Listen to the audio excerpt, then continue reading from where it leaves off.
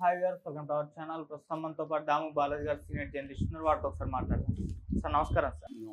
Sir Vallabhaneni Vamsi దాదాపు ఫిబ్రవరి నుంచి కూడా అతను జైల్లోనే ఉన్నాడు. అయితే ఈ నేపథ్యంలో అతని హెల్త్ అంతా కూడా పూర్తిగా నాశనం అయిపోయిందని, అతనికి వింత జబ్బు వచ్చిందని, కోర్టులోనే పడిపోయాడని చెప్పేసి కూడా ఇలా రకరకాల వార్తలైతే ఆయన హెల్త్ గురించి అయితే వినిపిస్తున్నాయి సార్. అసలు ఏం జరిగింది వల్లభనేని వంశీకి? అండ్ ఇది ఇలా ఉంటే మళ్ళీ ఇంకో కేసు కూడా అతని మీద నమోదైంది. ఇప్పట్లో అతనికి అసలు బెయిలే వచ్చే అవకాశం లేదని కూడా చెప్తున్నారు. మరి ఏం జరుగుతుంది వల్లభనేని వంశీ విషయంలో? వల్లభనేని వంశీ ఆరోగ్యం గురించి రోజుకొక వార్త వైరల్ అవుతుంది. నిన్న కోర్టులో పడిపోయాడు, అతను కళ్ళు తిరిగాయి అని ఒక వార్త వైరల్ అవుతుంది. అట్లాగే ఒక వీడియో వైరల్ అవుతుంది. ఆ వీడియోలో ఏంటంటే వల్లభనేని వంశీని పోలీసులు తీసుకెళ్తుంటే అతను ఆపకుండా ఇన్సెసెంట్ కాప్ అంటారు. ఆ ఇన్సెసెంట్ కాప్ ఆగకుండా దగ్గొస్తుంది. ఆ పోలీస్ అతను కూడా భయపడుతున్న విజువల్స్ పెట్టారు. చూడండి పోలీస్ రియాక్షన్ ఎలా ఉందో చూడండి అని కూడా పెట్టారు. అది కూడా వైరల్ అవుతుంది.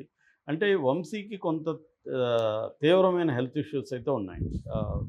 సో అతను ఫిబ్రవరి 13వ తేదీ హైదరాబాద్లో అరెస్ట్ చేసి తీసుకెళ్లారు. అప్పటి నుంచి దాదాపు 3 నెలలు దాటేసింది. 3 నెలలుగా జైల్లో ఉండడం అనేది అతని మీద బాగా ప్రభావితం చూపినట్టుగా అర్థమవుతుంది. ఎందుకంటే ఆల్రెడీ 50+ ఉన్న ఏజ్ గ్రూప్లో హెల్త్ ఇష్యూస్ ఉంటాయి వీళ్ళకి. కానీ బయట మనందరికి కూడా హెల్త్ ఇష్యూస్ లేని వాళ్ళు ఎవరుండరు. పార్టీ దాటిన వాళ్ళకి ఏదో ఒక రకంగా క్రానికల్గా హెల్త్ ఇష్యూస్ ఉంటాయి. కానీ మనం ఏం చేస్తుంటాం, మేనేజ్ చేసుకుంటూ వెళ్తుంటాం. అంటే తగిన proper food, proper medicine, rest, ఒక మంచి అట్మాస్ఫియరు, వాటరు, ఇవన్నీ జాగ్రత్తలు తీసుకొని మనం ఏదైనా అవసరమైతే హాస్పిటల్కి వెళ్ళి రావడం, ఇవన్నీ చూసుకుంటూ వెళ్తుంటాం. సో ఎప్పుడైతే జైలు పరిస్థితి ఏంటి, ఇతను జైల్లో సింగిల్గా పెట్టారు, అతనికి ప్రాపర్ ఫుడ్ ఉండదు, అక్కడ భయంకరమైన వేడి, ఇప్పుడు సమ్మర్ విజయవాడ డిస్ట్రిక్ట్ జైల్లో ఎలా ఉంటుందో మనం ఊహించుకోవచ్చు. ఫ్యాన్ ఏదో తిరిగినట్టుగా ఉంటుంది కానీ గాలి రాదు. ఇటువంటి ఒక కండిషన్స్, దోమలు ఉంటాయి, సరిగా నిద్ర పట్టదు, వాటర్ అక్కడ ఉండే వాటర్ తాగాలి, ఆ వాటర్ ఎలా ఉంటుందో ఎవరికి తెలియదు, ఆ ఫుడ్ ఎలా ఉంటుందో చెప్పలేము. సో ఇటువంటి ఒక కాంటెక్స్లో అతనికి ఈ జబ్బులు ఎక్కువైనాయి. ఆల్రెడీ అతనికి ఆస్మా ఉంది, ఇతర ఊపిరి సమస్య, అంటే లంగ్స్కి ఆస్మా అంటేనే ఊపిరితిత్తుల మీద ఎఫెక్ట్ అవుతుంది.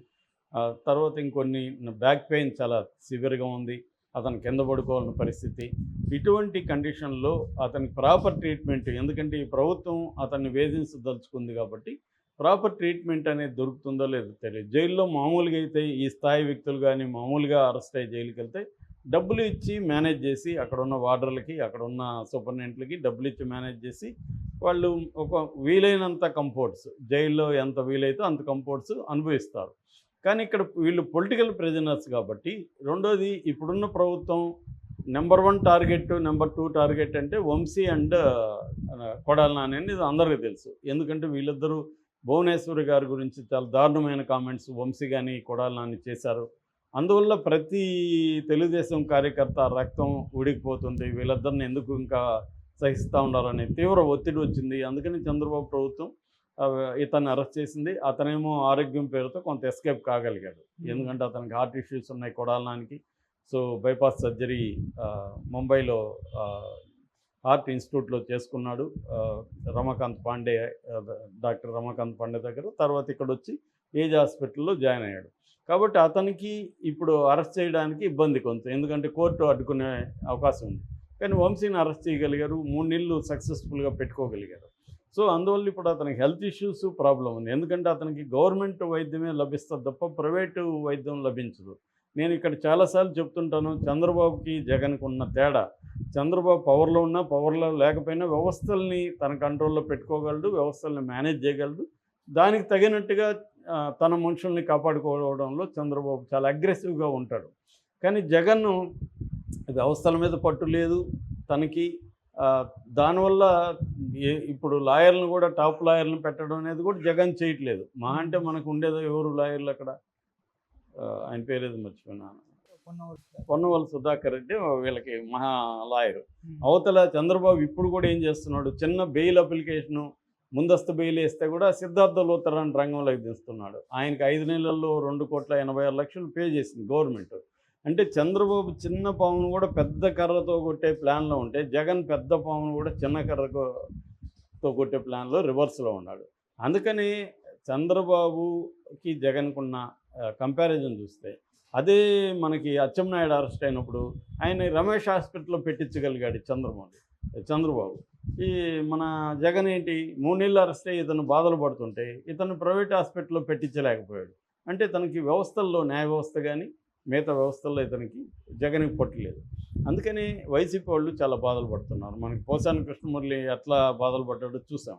సో అట్లా ఇప్పుడు ఇతను కూడా బాధలు పడాల్సిందే. ఎందుకంటే మరి నువ్వు తెలుగుదేశంలో 2014లో తెలుగుదేశంలో చేరాడు. జూనియర్ ఎన్టీఆర్ సహకారంతో అతను వచ్చాడు. నిజానికి వంశీ మంచి చదువుకున్న వ్యక్తి యాక్చువల్గా. అతను అగ్రికల్చర్ యూనివర్సిటీలో తిరుపతిలో ఎంబీఎస్సీ చేశాడు, మెడిసిన్. దాని తర్వాత ఇండియన్ స్కూల్ ఆఫ్ బిజినెస్లో public policy in advance management చేశాడు. So highly educated. 3 సినిమాలు అంటే 2009లో పున్నమి నాగ్ అనే సినిమా చేశాడు. తర్వాత అదుర్స్ 2010లో జూనియర్ ఎన్టీఆర్తో చేశాడు. 3 టచ్ చేసి చూడు 2018లో మన రవితేజతో సినిమా చేశాడు. సో సినిమా ప్రొడ్యూసర్గా, వ్యాపారవేత్తగా, మంచి చదువుకున్న వ్యక్తిగా అతనికి పేరుంది.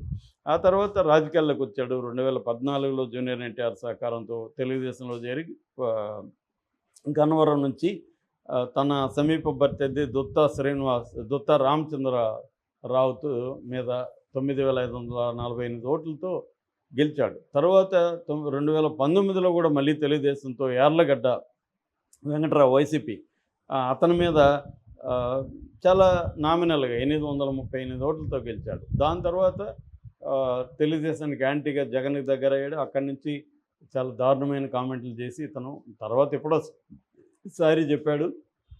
అయితే అప్పటికే డ్యామేజ్ జరిగిపోయింది. చంద్రబాబు ఎంత దారుణంగా ఏడ్చాడో కూడా మనం చూసాం. సో అలాగా వంశీ చదువుకొని సినిమాలు తీసి నిర్మాతగా ఉండి అంతా ఉన్నా కూడా అతని బిహేవియర్ వల్ల అతనికి బ్యాడ్ నేమ్ దారుణంగా వచ్చింది. ఇప్పుడు మొత్తంగా అతని మీద 5 కేసులు ఆల్రెడీ ఉన్నాయి. ఒకటి మల్లపల్లి భూముల నష్టపరిహారానికి సంబంధించి ఇతనే తినేస్తాడని, తర్వాత ఆత్కూరులో 8 ఎకరాలు కబ్జా చేశాడని, తర్వాత సత్యవర్ధన్ అనే అప్పట్లో తెలుగుదేశం ఆఫీసులో కంప్యూటర్ ఆపరేటివ్ ఉన్న అతను కిడ్నాప్ చేశాడు. అతను SC/ST, అందువల్ల SC/ST కేసు పెట్టారు. తర్వాత టీడీపీ ఆఫీస్ మీద దాడి కేసు. ఇప్పుడు ఈ 5 కేసుల్లో ఇతనికి ముందస్తు బెయిల్ కొన్నిట్లో వచ్చాయి, కొన్నిట్లో రెగ్యులర్ బెయిల్ వచ్చేసింది. అయితే నిజానికి రిలీజ్ అవ్వాలి. కానీ ఇప్పుడు ఏం చేశారు, మళ్ళీ ఒక షాక్ ఇచ్చారు ఇతనికి. అదేంటంటే మళ్ళీ కేసు పెట్టారు. బాపులపాడు ఫేక్ ఇళ్ల పట్టాలు ఇచ్చాడని చెప్పి ఇతన్ని హనుమాన్ జంక్షన్ పోలీస్ స్టేషన్లో కేసు నమోదు చేశారు. ఇప్పుడు పీటీ వారెంట్కి ఈరోజు వస్తుంది. పీటీ వారెంట్ కానీ ఇష్యూ చేస్తే, నేను చాలాసార్లు చెప్పాను, పీటీ వారెంట్ అంటే ప్రిజనర్ ఇన్ ట్రాన్సిషన్ వారెంట్. అంటే ఒకసారి ఒక కేసులో జైల్లో ఉన్న వ్యక్తిని మళ్ళీ పోలీసులు విచారించే దానికోసం ఇంకొక కేసులో పీటీ వారెంట్ వేస్తారు. ఎందుకంటే ఆల్రెడీ అతను జైల్లో ఉన్నాడు కాబట్టి ప్రిజనర్ ఇన్ ట్రాన్సిషన్ ఉన్న ప్రిజనర్ని వీళ్ళు తీసుకుంటారు, వీళ్ళు అరెస్ట్ చూపిస్తారు. ఇప్పుడు దాంట్లో బెయిల్ వచ్చినా మళ్ళీ ఈ కేసులో ఉన్నాడు కాబట్టి బెయిల్ రాదు, మళ్ళీ జైల్లో ఉండాల్సిందే. అలా గతంలో వైసీపీ కూడా ఇదే టెక్నిక్స్ని ఎవరైనా అధికారంలో ఉంటే ఇదే పని చేస్తూ ఉంటారు. వాళ్ళని వేధించాలంటే మన దేశంలో legal process is the punishment అంటారు. నీకు శిక్ష పడేది ఎప్పుడో కానీ ఈ లోపల నువ్వు అనుభవించాలి, జైళ్ళల్లో ఉండాలి. సంవత్సరాల తరబడి జైళ్ళల్లో ఉన్న వాళ్ళని చాలామందిని మనం చూసాం. అలాగా వల్లభనేని వంశీ ఇంకా జైల్లో ఉండే పరిస్థితి అయితే ఖచ్చితంగా ఉంది. అతని ఆరోగ్య పరిస్థితి బాగాలేదు. దానికి సంబంధించి కోర్టులు కూడా ఇతనికి వైద్యం అందించండి అంటున్నాయి, కానీ వీళ్ళు గవర్నమెంట్ హాస్పిటల్కి తీసుకెళ్తారు. మొన్న కూడా మనం చూసాం, ఇతను వెళ్ళే టైంకి డాక్టర్లు లేరు అక్కడ, వాళ్ళు ఇంటికి వెళ్ళిపోయారు. మళ్ళీ ఎప్పుడో వచ్చారు, మళ్ళీ ఏవో టెస్టులు చేశారు. అది జరుగుతుంది కానీ